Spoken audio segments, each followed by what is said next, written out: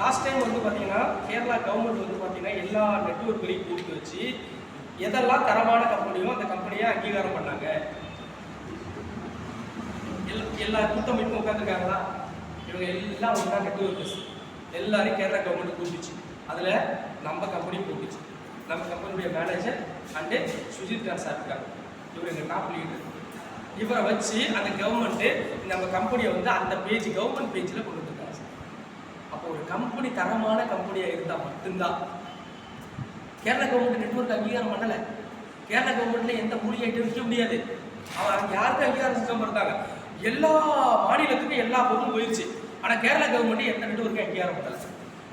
முதல்ல எங்கள் Indian network மார்க்கெட்டிங்கில் இந்துஸ்வா தான் கேரளா கவர்மெண்ட் அக்செப்ட் பண்ணியிருக்காங்க. ஸோ அந்த மாதிரி ஒரு சூப்பரான ஒரு கம்பெனி தான். எதுக்கு இதை காமிக்கிறேன்னா, ஒரு சீஃப் மினிஸ்டர் ஒரு கம்பெனிக்குள்ளே வர்றாரு அப்படின்னா அது ஒரு எவ்வளோ பெரிய விஷயம். அந்த மாதிரி ஒரு சூப்பரான ஒரு விஷயத்தான் பார்த்தீங்கன்னா பினராயி விஜயன் அப்படிங்கிற நம்முடைய சிஎம் வந்து சூப்பராக நம்ம ப்ராடக்டோடைய பேஜில் ஓப்பன் ஆகிருக்காரு. அந்த மாதிரி கேரளா கவர்மெண்ட்டாக அங்கீகரிக்கப்பட்ட ஒரு பிஸ்னஸாக மாறி இருக்கு. அதே மாதிரி தெலுங்கானா ஹைகோர்ட் ஆர்டர் நம்ம வச்சுருக்கோம், கம்பெனி சூப்பரான கம்பெனி அப்படின்னு சொல்லிட்டு.